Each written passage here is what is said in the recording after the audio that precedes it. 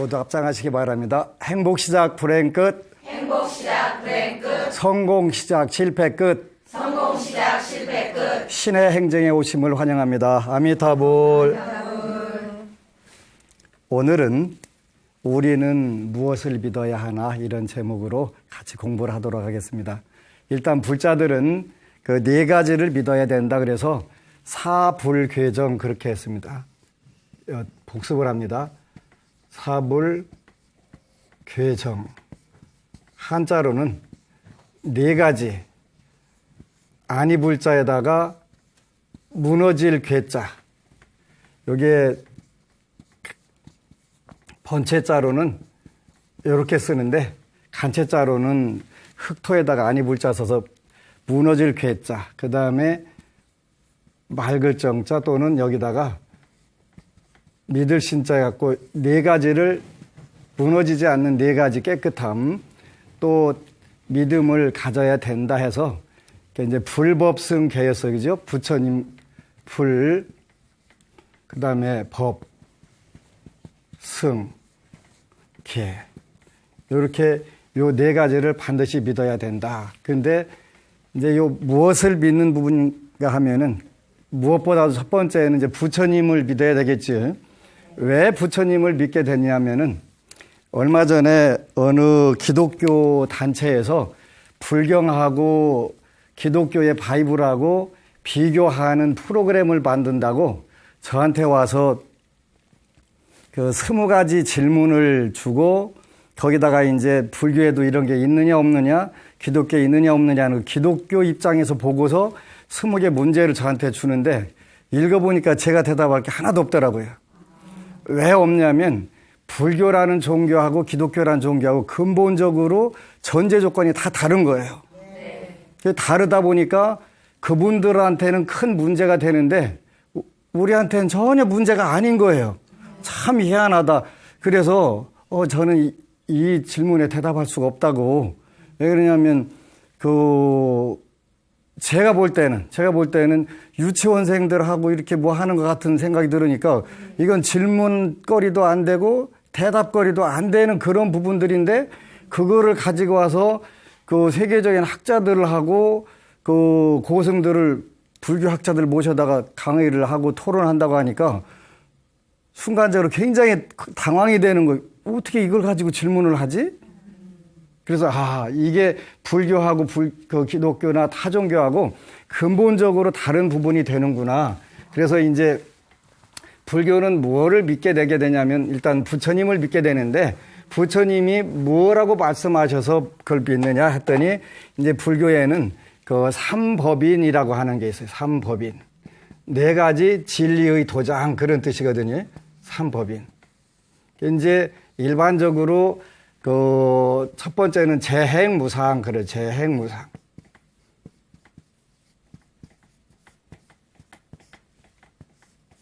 재행무상. 그 다음에 제법무화.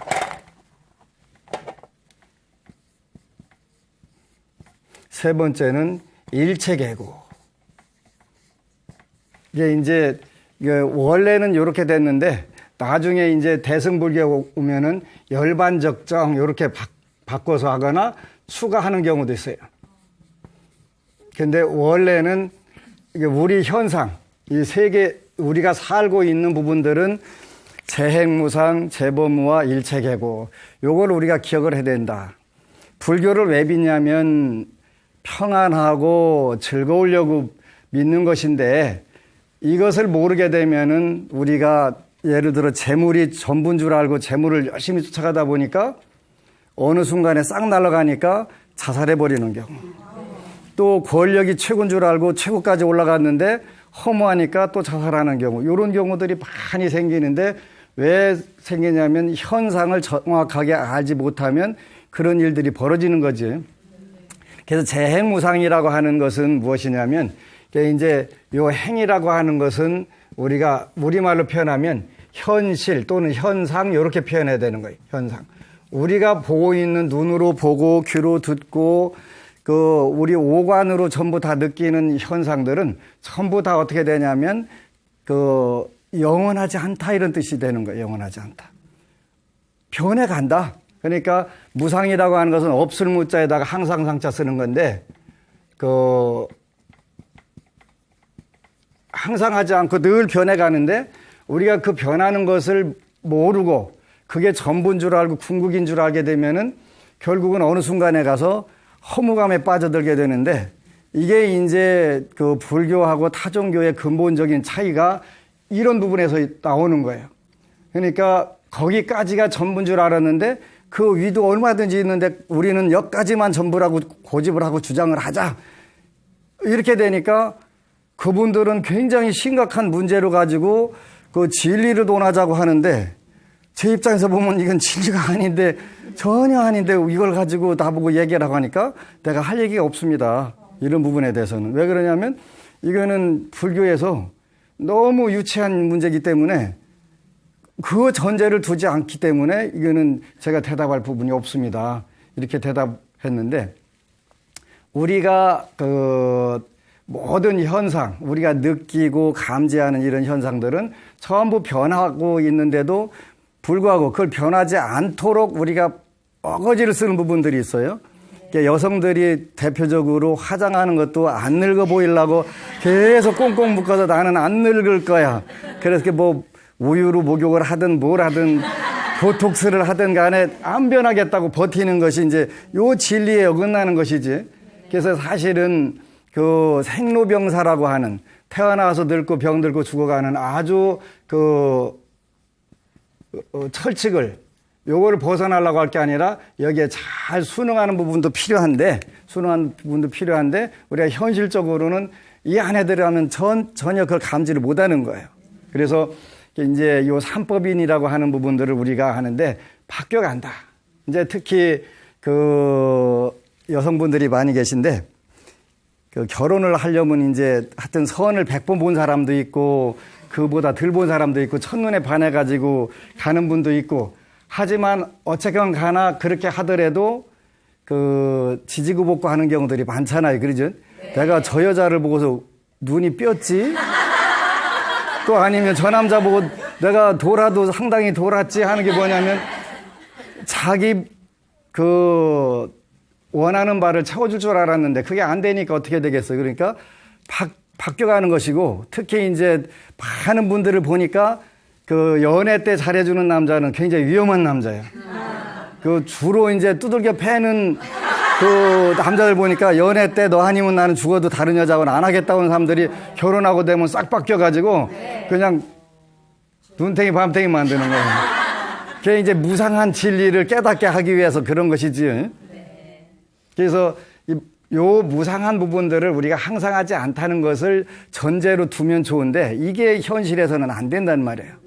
이제 그 요 삼법인하고 관련돼 가지고 부처님이 부처님 법은 연기법이다 이렇게 표현을 하세요.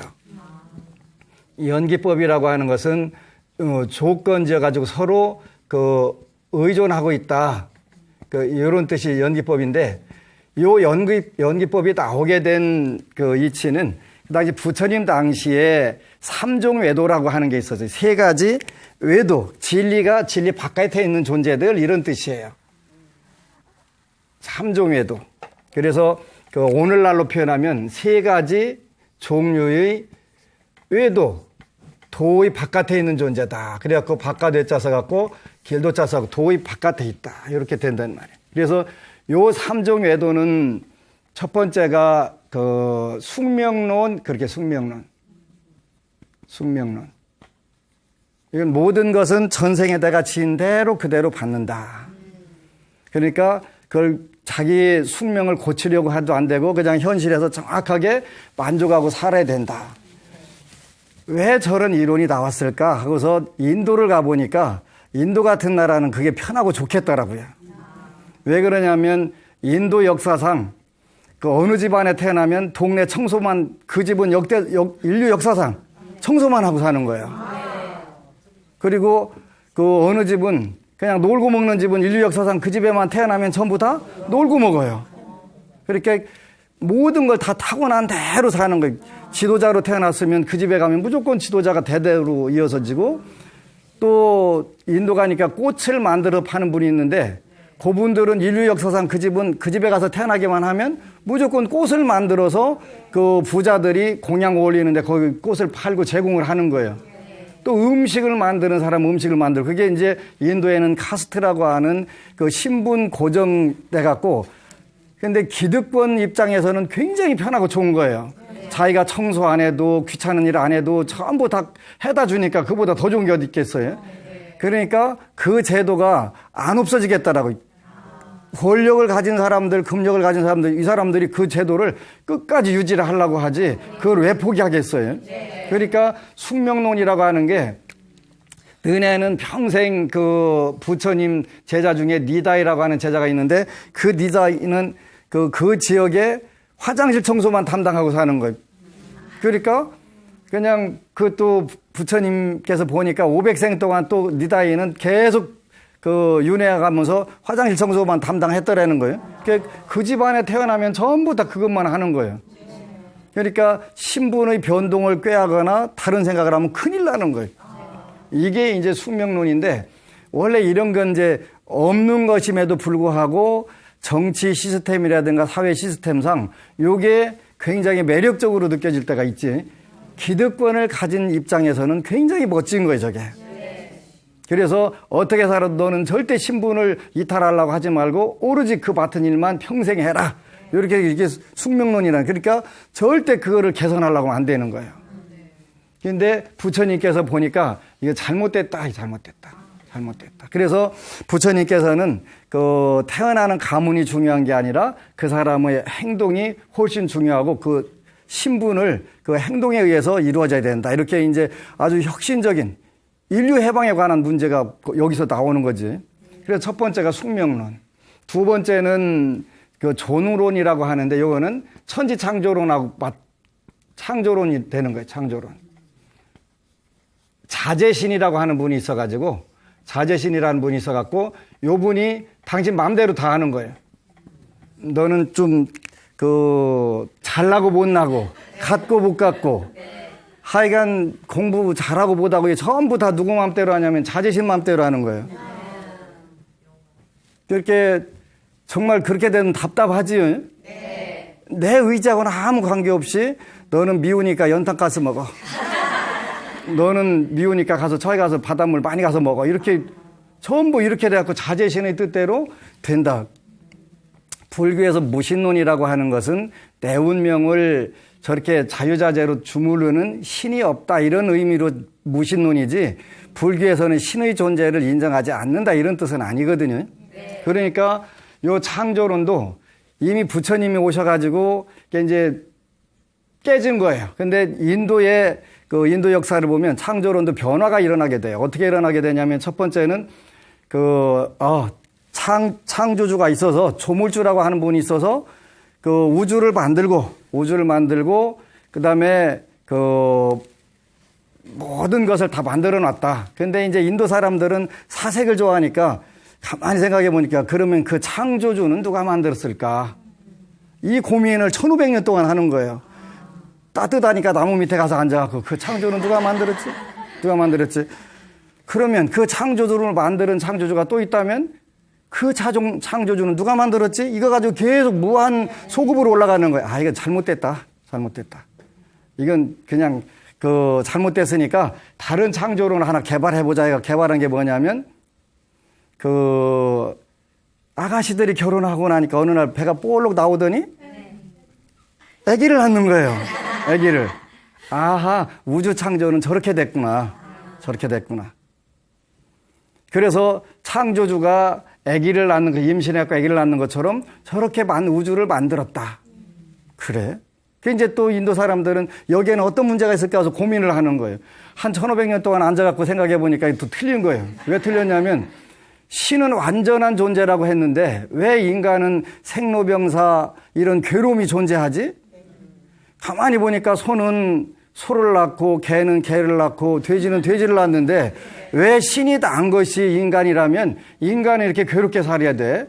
이거 문제되네? 그래서 이것도 틀린 것 같은데 깨우다가 이것도 안 맞아. 틀렸어. 그래가지고 이제 그 다음에 세 번째 대해서는 다시 또 이론을 만드는 거예요. 어떻게 만들었냐면 창조주가 우주를 만들고 얕하고 다 하나씩 하나씩 쪼개져 가지고 분산해 갖고 모든 사물 존재에 다 들어가 있다는 거예요. 그래서 그 창조주는 브라만이라고 표현하고 여러분 속에 들어가 있는 브라만의 성질을 뭐라고 표현하냐면 아트만. 이렇게 표현하는 거예요. 그래서 그게 다 들어가 있다. 이제 부처님 당시에는 그 이론이 창조론이 유행을 했어요. 그래서 부처님께서 그러면 그 창조주를 혹시 누가 본 사람이 있냐? 너네 브라만 교 중에서 없다는 거예요. 근데 인도 사람들은 정직해요. 왜냐하면 철학적인 사고방식들이 굉장히 깊기 때문에 너 봤냐 그랬더니 안 봤지만. 그러면 언제 각자에 들어가 있는 사물에든 인간에든 들어가 있던 아트만이 언제 보여갖고 브라만 되냐? 어떻게 되지? 그랬더니 글쎄 이런 문제가 나오면서부터 이건 그랬으니까 틀렸다. 이렇게 해가지고 두 번째 창조론도 이게 이제 깨지는 거예요. 그 다음에 세 번째는 무인무연론이라고 해서 지금으로 말하면 물질, 유물론이 되는 거예요, 유물론. 모든 것은 원인도 없고 결과도 없어. 그냥 막 살면 돼. 그런 게 어디가 있어. 근데 이게 이제 요 세 가지 문제를 왜 외도라고 하냐면 숙명론도 그렇고 창조론도 그렇고 유물론도 그렇고 이게 도덕적 윤리적 문제가 발생하게 되면 책임의 소재가 문제가 되는 거예요. 그러지? 내 숙명이 나를 범죄자로 만들었으니까 내 숙명 보고 교도소 가라고 그래. 나는 못 가. 가져야 안 가져요? 안 돼, 그지? 누가 가냐면 그 사람이 가는 거예요, 사람이. 숙명이 가는 게 아니라. 그 자제신이 전부 만들어갖고 이렇게 주물러 놨는데 그 자제신이 가야 되는데 자제신이 안 가. 전부 본인이 가야 돼, 그지? 윤리 도덕적인 문제가 발생하거나 현상적인 괴로움은 요 세 가지에서 어느 정도는 해결이 돼요. 현상적으로. 왜 그러냐면, 타고난 팔자야 그냥 포기하고 살아. 그러면, 그래요. 팔자소관이야. 포기하고 살지 뭐. 포기하는데 도움이 되는 거예요. 팔자소관이라니까. 그 전부 다 신의 뜻이야. 자제신의 뜻이니까 그냥 살아. 그래요. 그렇게 하지 뭐. 그냥 우연히 네가 재수가 없어서 그런 것이니까 그냥 살아. 그러면 어느 정도 위로가 되는 거예요. 그죠? 위로가 되는데 근본적으로는 이 문제가 해결이 안 되는 거예요. 해결이 안 돼서 이거는 틀렸고 부처님께서 그거는 모든 것은 원인이 있고 결과가 있는 거예요. 요걸로 이제 전부 바꿔가지고 원인과 결과가 있다 하는 것을 연기법 이렇게 하는 연기법. 인연에 의해서 일어나는 거다. 그렇게 인연에 의해서 일어난다. 그러니까 근데 인연에 의해서 일어나기는 일어나는데 억울할 때가 있어요. 나는 하필이면 왜 이 집에 태어나갖고 이렇게 내가 고생하는 거요? 저 친구는 왜 재벌집 태어나가지고 무슨 회양도 하고 막 이렇게 별거 다 하잖아요. 그렇게. 왜 그러는 거야? 열받게, 그지? 그러니까 이게 이해가 안 가는 거예요. 제가 나보다 생긴 것도 잘생긴 것도 아니고 머리가 잘 돌아간 것도 아닌데 복을 가지고 태어나서 복을 누리고 사는데도 정신없이 살아야 되고 나는 그야말로 경상도 말로 쎄 빠지게 뭘 해도 안 되고 이거 해석이 안 되지 않냐. 그래서 부처님께서는 이제 연기법을 하려면 3세를 볼 수 있는 눈이 생겨야 된다. 과거, 현재, 미래를 알 수 있어야 요 인과법을 하게 되는 거죠.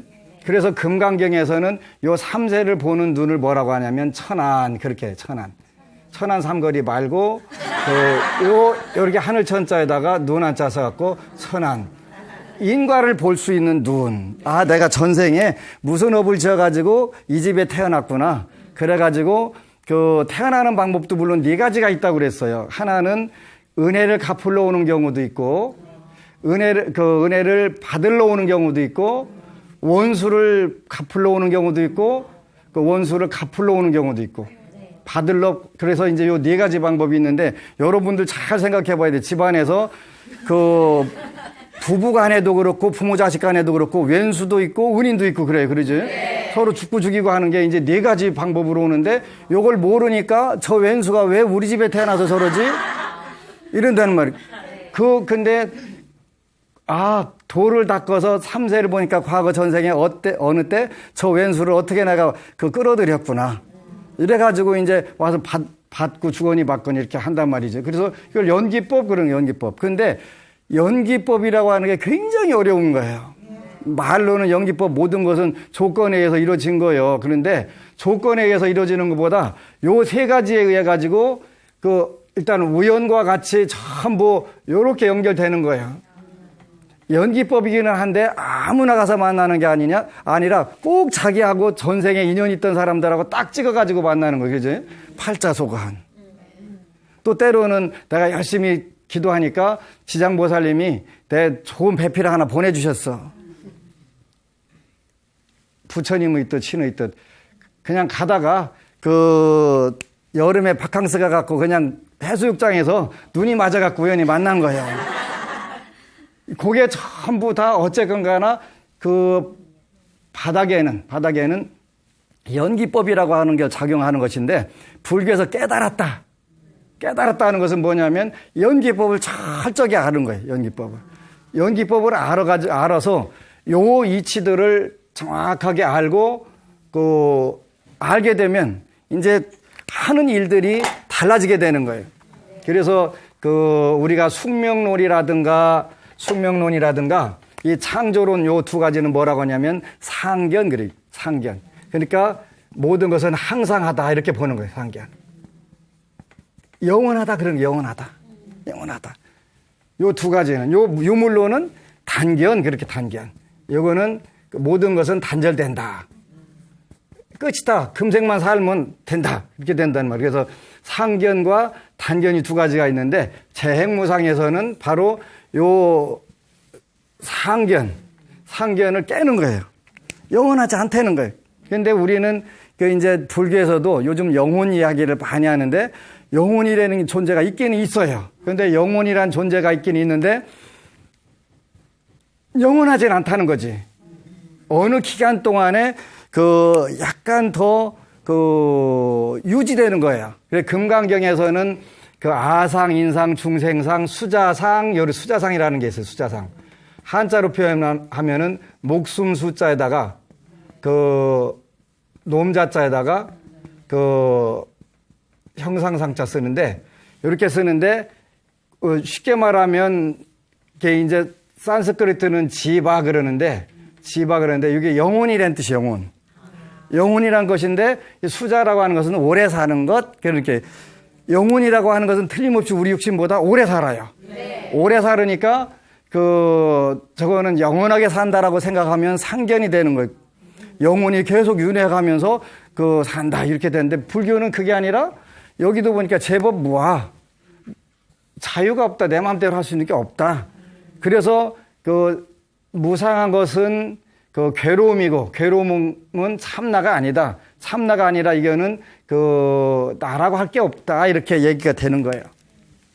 그래서 이제 우리가 불교를 믿는 것은 첫 번째 확실히 존재하는 대상을 믿어야 되는 거예요. 확실한 존재는 석가모니 부처님 요즘 드라마 보니까 2600년 전에 수도나다나 대왕의 아들로 황자로 태어나가지고 했던 기록들이 쫙 다 나와 있잖아요. 그리고 어느 곳에서 몇 번 안거를 하시고 머무르시고 돌을 닦고 하는 이런 기록들이 정확하게 있단 말이에요. 그러니까 그 중에서도 석가모니 부처님은 태자로 태어나셔가지고 지구상에 많은 성인이 있지만 이분처럼 복덕과 지혜가 완벽하게 구족되신 분이 없지. 그 당시 지금은 이제 다시 인도가 좋은 나라로 좋은 세계로 바뀌어가고 있는데 2600년 전에는 지구의 중심이 어디였냐면 인도 네팔 지역이었어요. 석가모니 부처님 계셨던 데가 최고 잘 살고 문명이 발달되어 있던 데예요. 우리가 생각하니까 지금 인도 가보니까 저쪽 시골 가면은 굉장히 지저분하더라? 그렇게 살았을 거야? 그게 아니에요. 그거 보면은 그 당시 요즘 드라마 보면 막 이런 데 금 번쩍번쩍하고 막 얼마나 화려하고 멋져요. 그 당시 오늘날 미국 맨하탄보다 거기에 못지않게 인도 카필라바스투 그 지역이 화려하게 그렇게 살았단 말이에요. 그게 2600년도 600년 전 사람들은 좀 사는 게 어리석었을 거예요. 이렇게 생각하는데 천만의 말씀, 만만의 홍떡. 아니에요. 아니. 그 당시 현재 우리가 생각하는 것보다 훨씬 더 문명도 발달돼 있고 의식 수준이 높았단 말이에요. 그러니까 그 당시 그 철학 세계에서는 그 추구의 시대 그래갖고 그 당시 많은 인물들이 나와서 인류의 문명을 깨우쳐 주셨는데 그 대표가 석가모니 부처님이시잖아요. 그래서 거기 보면은 요즘에 제가 바빠서 드라마를 못 보고 있는데 거기 보면은 드라마 붓다를 못 보고 있는데 그래서 이제 다른 분들한테 보고서 나한테 보고하라고 그렇게라도 해야 되잖아요. 근데 이제 그 당시에 암마팔리라고 하는 기녀가 있었거든요. 그거 나오잖아요. 그죠? 그 춤추는 모습을 봤어야 되는데 내가 보다가 말았네. 근데 이미 그 당시에 인도에 그런 사회적 기반들이 다 있었던 거예요. 그러니까 2600년 전이니까 이 사람들 원시인들이겠다 아니라는 거지. 우주의 그 당시 최고 중심이 바로 거기였었단 말이에요. 그래서 이 당시에는 학문도 발달되어 있고 모든 부분이 오늘날 못지않게 전부 다 발달되어 있는 거예요. 최고의 수준으로. 그런 곳이었기 때문에 이제 이런 부분들이 전부 자연스럽게 논의가 된 거예요. 그래서 일단은 우리가 확실하게 존재하는 분을 믿어야 되는 거예요. 부처님은 그분의 교리가 전부 정확하게 일목요연하게 너무 멋지게 잘 돼 있는 거예요. 이렇게 그 길만 따라가면 되는데 그 길 따라가지질 않아요. 왜 그러냐면 지난 연초에 인도를 가보니까 이제 인도가 불교를 받아들일 준비들이 돼 있는 거예요. 그게 이제 의식혁명이라고 미국의 데이빗 호킨스라고 하는 정신의학자가 쓴 글을 보면 왜 인도에서 불교가 없어졌냐 이야기가 나와요. 그런데 어떻게 나오냐면 불교라고 하는 종교는 일단은 의식 수준을 최상의 의식 수준을 요구하기 때문에 그 수준이 되지 않으면 그 가르침은 무용지물이 되는 거예요. 필요가 없는 거예요. 이렇게 인간들의 의식 수준이 올라갔을 때, 그러니까 오늘날 불교를 누가 제일 공부를 많이 하고 잘하냐면 미국의 수학자, 물리학자들이 그 사람들 제일 많이 하는 거예요. 왜냐하면 그분들의 의식 수준이 현재 지구에서 제일 높으니까 거기서부터 시작하는 거예요. 아인슈타인이 됐든 또 서양의 철학자들 됐든 이런 분들이 해보니까 불교 이게 엄청나네. 그러니까 사실은 비판하려고 들어가다 보니까 비판거리가 없는 거예요. 전부 이렇게 위대한 가르침이로구나. 이렇게 자연스럽게 이제 불교가 지식인들로부터 이렇게 퍼져나갈 수밖에 없는 거예요. 그래서 석가모니 부처님은 일단은 가장 확실하게 존재하는 분이시고 신이라든가 가상의 인물이라든가 또 그분의 전기가 불확실하지 않고 정확하게 그분 다 갖춰져 있는 거예요. 갖춰져 있는 게 뭐가 중요하냐? 확실한 게 굉장히 중요한 거예요. 그렇게 해야 그분의 가르침이 존재하는 한 이단이라든가 교리 논쟁은 있을 수 있지만 그걸 가지고 전쟁이 일어나거나 남을 해치거나 하는 그런 경우가 없어지는 거예요. 그래서 첫 번째는 우리는 무엇을 믿어야 하나 하면 석가모니 부처님을 믿는 것인데 석가모니 부처님이라고 하는 것은 역사상 모든 기록이 가장 완벽하게 잘 보존돼 있고 또 그분의 유적지들이 전부 8대 성지, 9대 성지가 다 있거든요. 인도 가면은요. 그대로 다 존재한다면 이제 1000몇백 년 동안에 그 땅에 다 묻혀 있다가 드러나기 시작을 하지. 시절 인연이 와 있는 거예요. 그 다음에 이제 이런 우리가 부처님을 믿는데 부처님은 일단은 드라마에서도 나오는 것처럼 굉장히 자비로우신 분이었잖아요. 어려서부터 태어나서부터 모든 존재가 다 행복하기를, 그 다음에 전쟁을 절대 멈출 수 없다는 그런 이치를 일찍 알고서 어떻게 해서라도 그런 부분들을 평화를 주시려고 했던 그런 분이잖아요. 그러니까 태어난 탄생 자체부터가 모든 게 다른 거예요. 근데 지금은 그거나 비슷하지 어떻게 태어났으면 어때 하는데 그렇지 않은 거예요. 그러니까 우리가 복이 있는 분의 말씀을 배우게 되면 복이 생기는 거예요. 복이 되는 거예요. 이렇게 부처님은 태자로 태어나셨고 모든 환경을 다 완벽하게 갖추셨고 그 다음에 자비의 마음이 다른 누구보다도 강했잖아요. 이런 부분들이 그냥 이루어지는 게 아니에요. 그래서 또한 부처님은 도덕적 개념이 가장 발달되신 분이었거든요. 그렇잖아요. 그래서 우리가 이 도덕을 우리 현실에 뭐라고 하냐면 계율. 그런데 계율의 첫 번째 계율이 뭐예요? 살생하지 마라. 살생하지 마라. 왜 살생하지 않아야 되냐면 너 죽고 싶으냐 물으면 안 죽고 싶죠. 그지? 그러면 다른 것도 마찬가지로 안 죽고 싶다. 그러니까 그걸 돌려서 살생하지 말자. 이런 부분들이 우리가 부처님은 길과 덕이 가장 뛰어나신 분이기 때문에 부처님을 믿는다. 뿐만 아니라 부처님은 수명도 기르셨잖아요. 수명 모든 것을 다 갖추신 분이에요.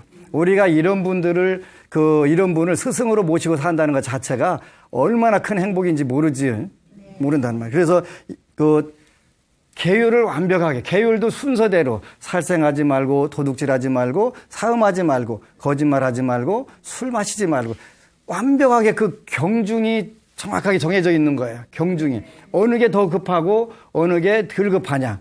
요 부분들을 전부 다 잘 표현을 하셔가지고 우리 범부 중생들이 그분의 말씀을 믿고 따라가기만 하게 되면은 무조건 목표 지점에 도달하게 되는 거예요. 근데 이제 오늘날 우리 범부 중생들이 말법 시대의 박복 중생이니까 부처님 말씀을 다 받아들이지 못하고 자꾸 자기식으로 이제 해석을 하게 되고 이렇게 되니까 혼란이 온 부분들은 있지만 그래도 그 전통들을 형식을 그대로 유지해온 상자부 불교가 있고 또 그분의 가르침을 온전하게 유지하기 위해서 엄청나게 노력하는 티베트 불교가 있고 양대 불교들이 오늘날 서양에 전부 퍼져 나가는 거예요. 그게 이제 저는 인연이 있어가지고 올해 스리랑카에서 오신 스님이 우리 절에서 한 2, 3개월 머물렀고 그래서 이제 스리랑카는 불교를 어떻게 생각했죠? 그분들이 이제 전통을 형식적 전통을 그대로 지켜와가면서 하는데 참 잘한다 하는 생각이 드는 거예요. 형식적 전통. 그렇게 어려서부터 철저하게 교육을 받아가지고 어느 때 어느 행동이 나오더라도 자연스럽게 몸에 이거 갖고 나오는 거예요. 요즘엔 또 네팔에 있는 티베트 스님이 오셨는데 그분도 또 똑같아요. 이제 형태는 달라졌어도 가르침의 근간을 그대로 유지하려고 매일 그걸 반복 교육해가면서 부처님 말씀을 실천하는 걸 보니까 와 이런 것이로구나. 그래서 부처님 법 너무 멋지다 이렇게 생각이 들어요. 그래서 우리가 확실하게 존재하는 대상은 석가모니 부처님이 굉장히 정확하게 그분이 일대기가 다 나오니까 우리가 아는 것처럼 팔상성도만 있는 게 아니라 성도하고 몇 번째는 어디에서 어떻게 안거로 지내셨고 누구에게 포교하셨고 이게 기록들이 전부 아주 세세하게 나오는 거예요. 굉장히 중요한 거예요.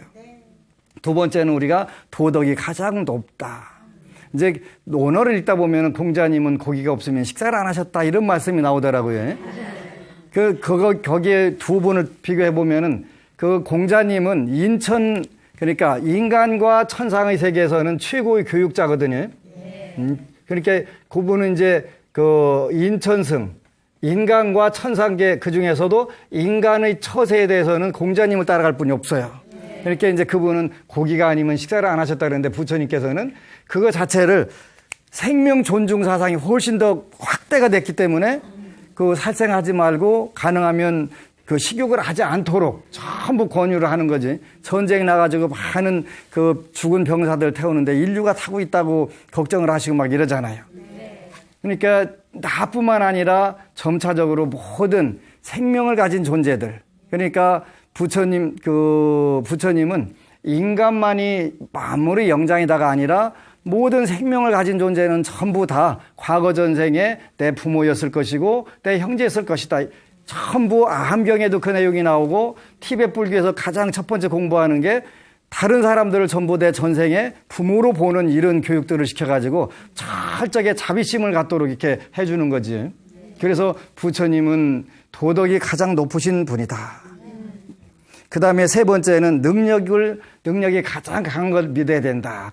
그게 이제 달라이라마께서 어느 천주교회 가가지고 그 법문을 하시면서 어느 분이 질문하는데 불교나 천주교나 뭐 거기서 거기 아닌가요? 이렇게 물으니까 깜짝 놀라시면서 아니라고 하더라고. 아니라고. 아닌 거예요. 왜 그러냐면 그 기독교나 천주교는 천상의 그 사람의 가르침이 있고 천상의 가르침이 있고 여기 요거는 우리가 6개 범부 중생 그 요 밑에까지 지옥하기 축생까지 그리 되고 여기 하늘을 초월한 데부터는 그 사성 그렇게 사성 성문 연각 보살 불 6범 사성이 있는데 부처님 법은 여기서부터 차이가 난다. 여기 부분에서는 비슷한 부분들이 많이 있겠지요. 인간 사는 이야기들이니까. 그런데 부처님께서는 가장 강하신 분이다. 그래서 그 일반적으로 동물로 비유할 때는 코끼리다. 또 사자다. 이렇게 가장 힘이 세고 그 강한 힘을 가진 그런 존재다라는 것을 계속 하게 되는데 이게 이제 한국 불교만 그 아닌 것 같아요. 왜냐하면 한국 불자들은 부처님이 그렇게 부처님은 마음 깨달았고 마음이나 편안하게 해주시는 분이지 무슨 그런 거 현실적으로 해달라고 하면 안 돼 이렇게 하는 분들이 있는데 저는 최근에 그 기도를 하면서 그 책 제목을 하나 이제 드디어 완성을 했어요. 오늘 또 나는 기적을 필요로 한다. 필요하다. 왜 그러냐면 저한테 오는 분들이 상당히 많은 분들이 기적이 필요한 분들이 오는 거예요. 그렇게 목숨이 경각에 달려 있어 갖고 오는데 부처님 믿고 살려달라고 하는데 야 인생은 한 번 왔다 한 번 가는 거예요. 그냥 맘 놓고 가. 네? 그거 초월해라. 이렇게 하면 좋은데 21살짜리한테 어떻게 그 얘기를 해. 21살짜리한테 그지? 내가 죽더라도 저 사람은 살려달라고 빌어야 되지. 그냥 네 인생이니까 네 마음대로 해라. 이거 안 되잖아. 그지? 그래서 나는 매일 기적이 필요하고 요행이 필요하구나. 난 부자들한테 요행을 바라면 안 돼. 이야기는 하지만 나한테는 요행이 필요해. 왜 그러냐면 저 불자가 저 법우가 전생에 어떤 업을 졌는지 내가 알 바가 아닌데 지금 현재 있는 고통을 무조건 해결해 주시오. 부처님. 무조건 해결해 주시오. 그래야지 다음이라는 게 존재가 않잖아요. 목숨이 경각에 달렸는 다음. 그럼 부처님께서는 너는 금생에 여기까지가 네 인생이다. 그러니까 빨리 환생을 해라. 이렇게 하면 좋은데 그건 내 몫이 아니니까. 그럼 부처님 몫이고 내 몫은 무조건 이 사람 살려내시오. 부처님 살려주시오. 이렇게 기적과 요행이 필요한데 그런 부분에서 가장 강하신 분이 부처님이시다라고 저는 확신을 해요.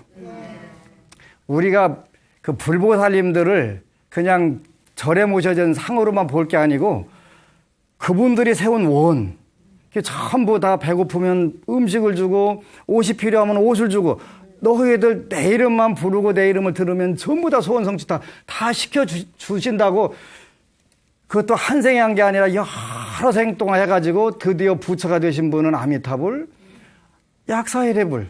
이분들은 아미타불은 48대 원을 세우셨고 약사이레 부처님은 12대 원을 세우셨고 또 지장보살, 관세음보살님은 무변신보살로 32응신으로 곳곳마다 전부 다 들어주시겠다고 그랬는데 그런 거 달라고 하면 안 되는 게 빌면 안 되는 게 오면은 뭐예요? 불교 믿지 마라 하는 거고 똑같은 거예요. 나 지금 금방 배고파 죽는데 사람이 밥을 굶으면 배고픈 거예요. 그건 네 책임이니까 네가 알아서 해. 농사 짓는 법부터 그때부터 가르쳐? 굶어 죽었는데 이미. 굶어 죽었는데. 뭘부터 해야 되냐면 일단 밥을 먹여놓고서 원기 회복시켜놓고서 그 다음에 가르쳐도 늦지 않은데 네 인생이니까 네 맘대로 하라고 하면 안 되지. 안 되지. 그지?